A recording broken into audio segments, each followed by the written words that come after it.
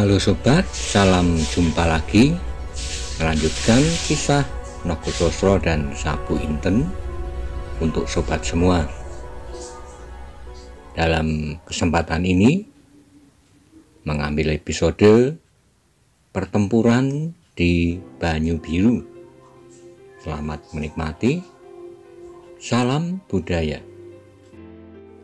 Pada episode sebelumnya dikisahkan bahwa Banyu Biru didatangi oleh rombongan berkuda yang siap-siap menyerang dari arah timur dan utara.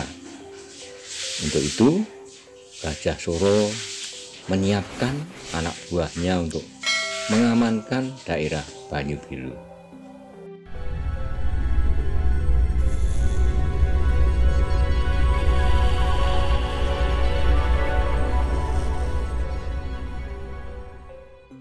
Adi Maiso Jenar, sebenarnya aku tidak mau mengganggu kesenangan Adi di Banyu Biru ini sebagai seorang tamu. Tetapi tiba-tiba keadaan orang-orang itu mendatangi daerah yang tak berarti sama sekali ini. Kalau mereka bermaksud merampas harta benda, maka di daerah miskin ini sama sekali akan mengecewakan mereka. Tetapi bagaimanapun kami terpaksa mempertahankan diri terhadap apapun yang pernah kami miliki, kata Gajah Suro beberapa saat kemudian. Kata-kata itu tegas bagi Maiso Jenar. Meskipun Gajah Suro tidak menyebut-nyebut tentang kedua pusaka simpanannya, tetapi ia telah minta kepada Maiso Jenar untuk bersama-sama mempertahankan pusaka-pusaka itu. Sementara itu, terdengarlah derap kuda dengan kencangnya berlari memasuki halaman. Seorang pemuda yang tegap kuat segera menghentikan kuda itu dan langsung meloncat turun. Dengan langkah yang tergesa-gesa ia naik ke pendopo menghadap Ki Ageng Gajah Suro. Menilik wajahnya, pasti ia membawa sesuatu berita yang penting. Untuk beberapa lama ia tidak berkata apa-apa sambil memandangi orang-orang yang hadir. Nampaknya ia ragu-ragu untuk menyampaikan sesuatu. Ki Ageng Gajah Suro melihat keraguan-raguannya. Maka katanya, katakanlah apa yang telah kau lihat. Ki Ageng, katanya di sela-sela nafasnya yang mengalir cepat, pasukan Paman Sanepo telah terlibat dalam suatu pertempuran dengan kira-kira 30 orang berkuda yang datang dari arah barat. 30, ulang Gajah Suro. Ya, Ki Ageng, jawab pemuda itu. Berapa orang yang dibawa oleh pamanmu? Tanya Ki Ageng. 25 orang, Ki Ageng, jawabnya. Seimbang, kata Ki Ageng. Tetapi kau boleh membawa orang-orang Sanjaya bersamamu. Nah, pergilah. Di sana ada 10 orang. Baik, Ki Ageng. Lalu dengan tangkasnya ia meloncat turun dan kecepatan luar biasa ia naik ke punggung kudanya. Sekejap kemudian derap kuda itu telah semakin jauh dan lenyap. Kita sudah mulai, kata Gajah Suro yang nampaknya masih tenang saja.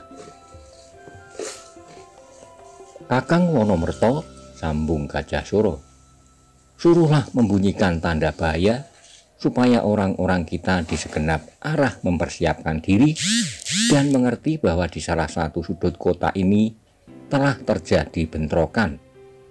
Wonomerto segera memerintahkan seorang untuk membunyikan tanda bahaya, dan sebentar kemudian telah meraung-raung hampir di seluruh kota Banyu Biru bunyi titir yang bersahut-sahutan. Orang-orang yang duduk di pendopo itu wajahnya menjadi bertambah tegang. Mereka masih menanti perintah apakah yang harus mereka kerjakan.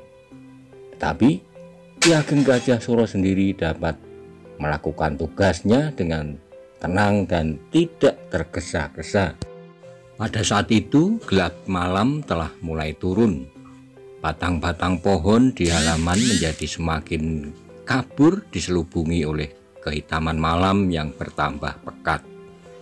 Tiba-tiba di daerah utara nampaklah langit berwarna darah, disusul oleh bunyi kentongan 3 kali 5 kali ganda berturut-turut. "Kebakaran," kata Wonomerto. Dengan mata yang memancar kemarahan, Ki Ageng Gajah Suro memandang ke arah langit yang membara di arah utara itu. Tetapi meskipun demikian, ia masih bersikap tenang. "Siapakah yang berada di sana?" tanya Gajah Suro kepada Wonomerto. "Adi Pandan Kuning," jawab Wonomerto singkat. "Pandan Kuning?" ulang Gajah Suro.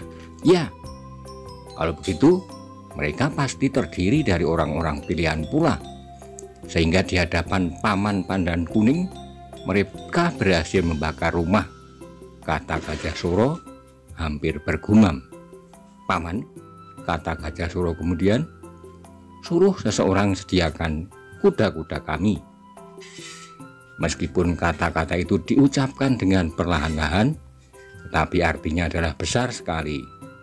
Gajah Suro sendiri telah merasa perlu untuk sewaktu-waktu bertindak.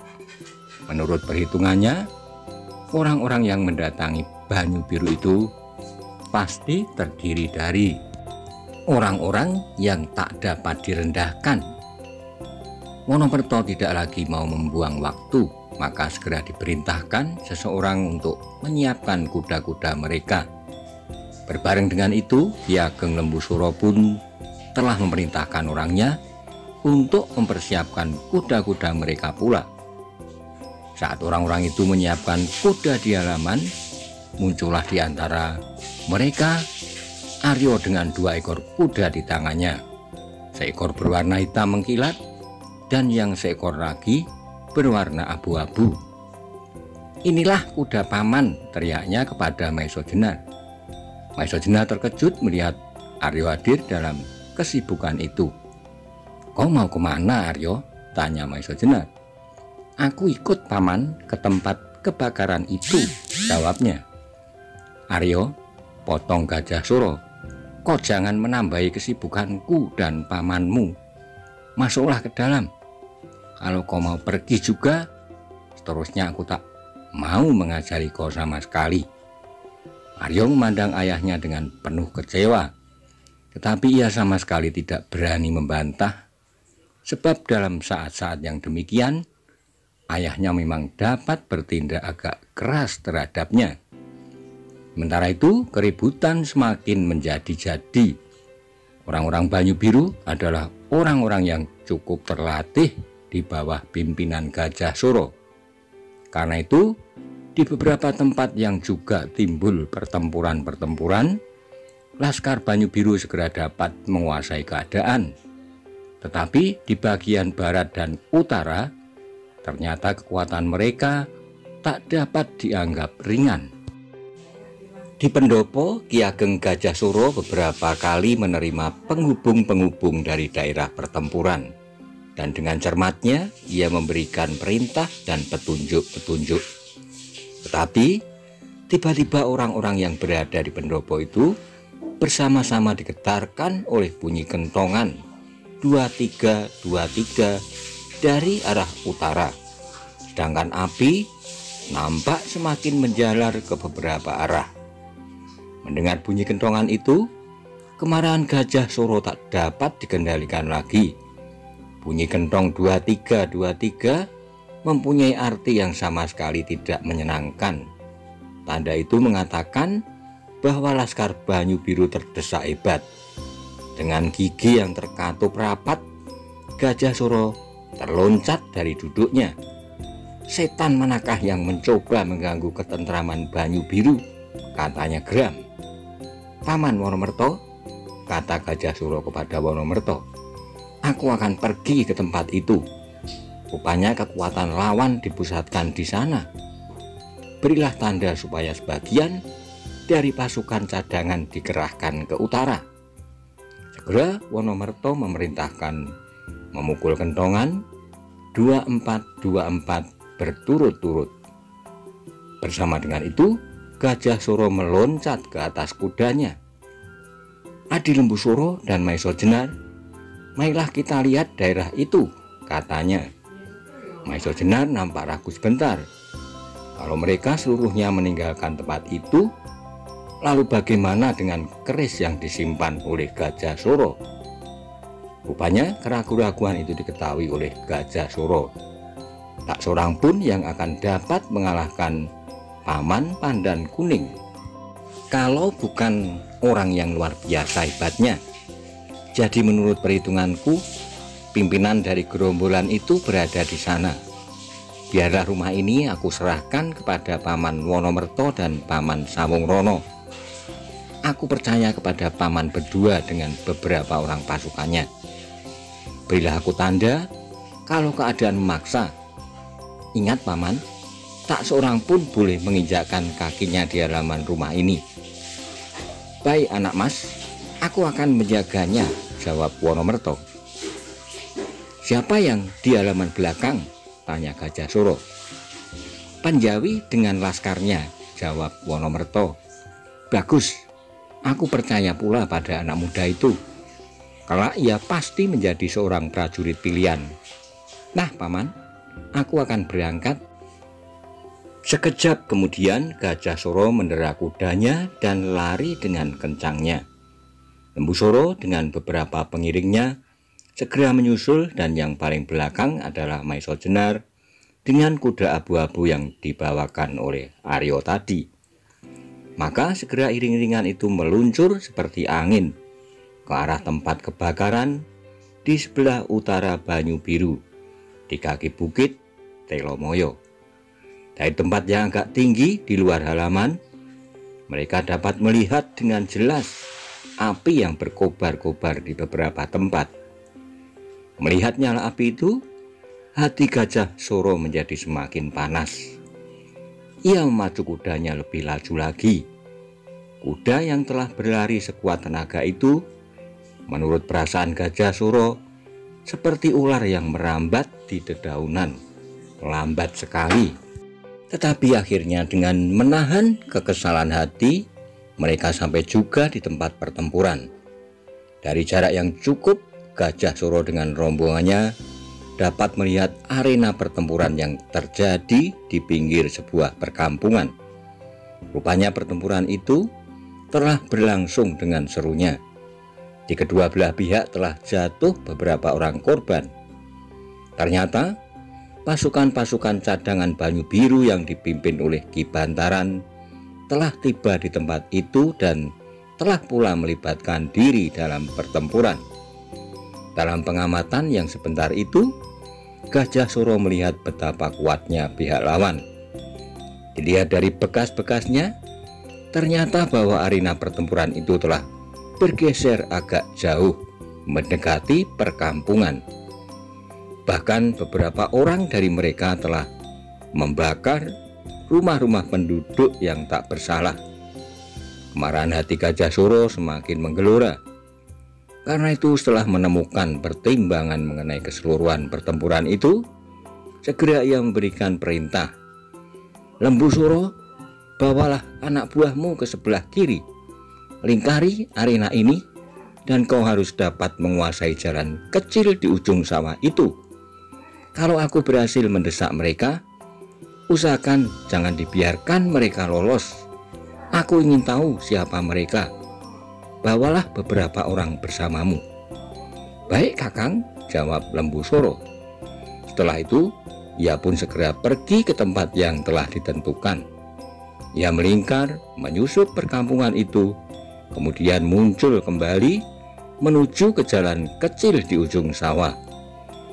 Dalam keremangan cahaya api yang menjilat ke udara, arena pertempuran itu seolah-olah sengaja dijadikan daerah yang diterangi oleh ribuan obor di sekitarnya. Sepeninggal Lembu Suro, Gajah Suro dan Maiso Jenar berdiri mengawasi medan. Maiso Jenar adalah bekas prajurit pengawal raja. Karena itu ia mempunyai pandangan yang cukup masak mengenai keadaan medan. Maka segera ia melihat kelemahan laskar Banyu Biru. Kakang, menurut pengamatanku, letak kesalahan laskar Banyu Biru adalah beberapa orang yang cukup masak berkumpul di dalam satu titik, sehingga Di bagian-bagian lain banyak terdapat kelemahan, kata Maisojena. Gajah Suro mengangguk-anggukkan kepalanya. Kau benar, Adi Maisojenar. Aku melihat pula kelemahan itu. Tetapi pastilah mereka menghadapi keadaan darurat. Bahkan Bantaran pun telah terlibat dalam perkelahian di titik itu, jawabnya. Siapakah yang bersenjatakan pedang panjang serta melompat-lompat dengan lincahnya itu? Tanya Maisojena. Itulah Paman Pandan Kuning, jawab Gajah Suro. Yang bersenjata tombak itu adalah Bantaran. Lainnya adalah orang-orang pilihan dari Laskar Banyu Biru. Kakang, tiba-tiba Maisojenar berkata agak terkejut. Rupanya mereka hanya melawan satu orang saja. Gajah Suro mempertajam pandangannya. Api yang berkobar-kobar di sekitar daerah pertempuran itu membuat ratusan bayangan dari orang-orang yang bertempur itu beraneka ragam. Ada yang panjang, ada yang besar seperti raksasa, yang meloncat-loncat menerkam mangsanya. Karena itu keadaan medan menjadi agak kabur. Aku kira tidak hanya seorang, Adi, tetapi 2 orang, jawab Gajah Suro. Ya, 2 orang, sambut Maisojenar hampir berteriak. Dan aku pernah mengenal kedua orang itu.